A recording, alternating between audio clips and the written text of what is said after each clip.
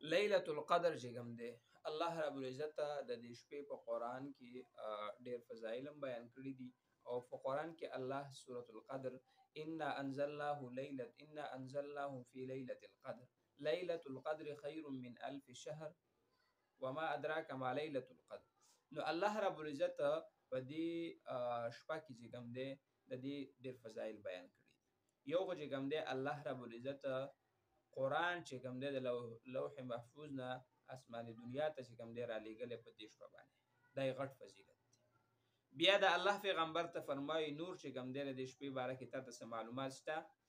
نو الله ورته وایي دا معلومات هم چې خیر من الف شهر چې دا میاشت چې کوم ده نو دا د زرو میاشتو د عبادتونو نه بهتره ده. په دې کې الله رب العزت ته چې کوم عمل وکړي هغه عمل بستا داسې لکه تا چې زر میاشتې کړی دی. هغه عمل بستا داسې لکه تا چې زر میاشتې کړی. که تا صدقه ورکړه، که تا تهجد وکړه، که تا اوابین وکړه، که تا نوافل وکړه، که تا ذکر اذکار وکړو، که تا قرآن تلاوت وکړو، نو دا د الله رب العزت زمونږ سره یو لوی احسان دی، لوی فضل او کرم دی. ليلة القدر خير من ألف شهر. بیا فرمای تنزل الملائکة والروح فيها بإذن ربهم. الله رب العزت فرمایي وي فرشتي نازلېږي په دې شپه باندې او والروح فيها او د دې سره چې کوم دی د ټولو نه اعلی او افضل فرشته جبریل امین ورسره یې د هغې ټولګۍ یې ورسره یې هغه چې کوم دی راځي بإذن ربهم من كل امر او د الله په امر باندې چې کوم دی هغه راځي دنیا ته د خیر فیصلې راوړي او خیرونه چې کوم دی ورکوي دي مسلمانانو ته سلامتیا پې کوي. او دا شپه چې کوم دی نو وایي دا چې د سحر د طلوع فجر پورې چې کوم دی دا شپه نو الله رب العزت د دې شپې ډېر فضایل بیان کړي دي او ډېر خیرونه دي چې انسان پکې عبادت وکړي نو الله والله د زرو میاشتو نه سیوا مقدار هم نه دی ښودلی. اوس زر میاشتې خو معلومې دي خو د هغې نه سیوا الله ته معلوم دی چې لا نور به څونه سیوایي. بعضې مفسرینو خو دا خبره هم لیکلې ده چې هغه ټیم کې د عربو چې کوم مقدار او ګنتي و نو دا 1000 پورې سیوا نه وه د دې نه ځکه ورته الله رب العزت 1000 چې کوم دی دا مقدار کېښود. اوس دا دونه اجر الله رب العزت د مؤمنانو ته او د رسول الله صلی الله علیه وسلم د امت ته ولې ورکوي؟ هغې وجه دا ده زما عزتمندو چې بعضې روایات خو داسې هم راځي چې رسول الله مبارک د مخکیني امتونو هغه عمرونو ته به چې وکتل او د هغې هغه عبادتونه چې کوم پکې به کوم جهادونه یې کړي نو هغې ته به چې وکتل نو حیران به شو داسې لږ غمجن به شو چې یاره زما د امت خو عمر ډېر کم دی اب 800 کاله 900 کاله به او هغه به چې کوم دی د هغې اعمال به هم بې سیوا نو هغه شان چې کوم دی رسول الله مبارک به داسې غمجن و چې یاره زما د امت دا عمر خو ډېر زیات کم دی 80 کاله 100 کاله 1.5 کاله سیوا دې نه نشته. هغه هم چې کوم دی خو په شپېته اویا چې ور واوړي نو بیا د پاکستان اداره هم نه قبله یاره بس وایي سړی بوډا شو ګډه وډه فیصله ونه کړي چې په 60 ور واوړي ریټایر یې نو انسان چې په دې ور واوړي بیا خو چې کوم دی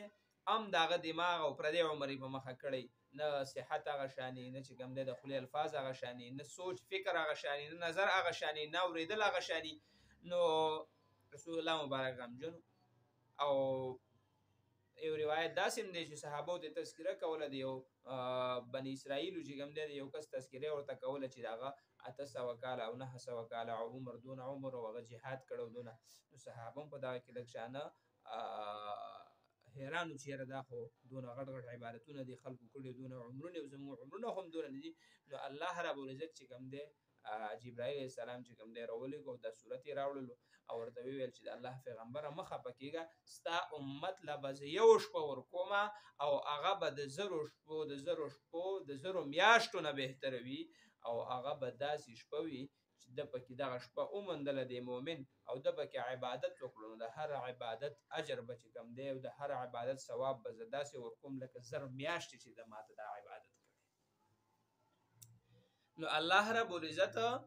زمونږ سره دونه د رحم او د کرم معامله وکړه او دا د پیغمبر علیه السلام د امت خاصیت چې دونه لږه شپه او لږ عمل او لږ ټیم او دونه لوی اجر دا د رسول الله مبارک د خاطره د امت ته ورکوي. ښه زما عزتمندو دې شپې له کوشش پکار اوس دا شپه ده کله نو رسول الله مبارک ټوله میاشت دې لپاره اعتکاف کړی. لومبنۍ عشره تېره شوله لیلة القدر راغلې، دویمه عشره تېره شوه لیلة القدر، نو اخره کې ورته وویل شو د الله پیغمبره ته چې کومه شپه تلاش کړې نو دا په اخري عشره کې ده او دا به چې کوم دی په اخري عشره کې ته مومي. نو صحابه کرامو ته رسول الله مبارک وفرمایل ای صحابه کرامو راځئ که ما سره څوک اعتکاف ته کینی نو راځئ او هغه شپه چې کوم دی نو دا اخري عشره کې ده او ډېره د خیرونو او د برکتونو شپه ده. بعضې چې کوم دی کتابونو دا هم لیکلي چې په دغه شپه باندې د آدم علیه السلام ماده راجمع شوې وه د پیدایش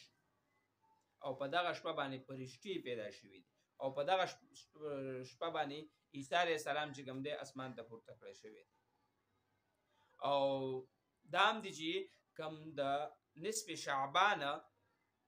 امون چې ورته بنلسې وایو چې الله رب العزت د تقدیراتو چې کوم د کال فیصلې دي نو دا الله رب العزت د یو کال نه بل کاله پورې چې کوم دی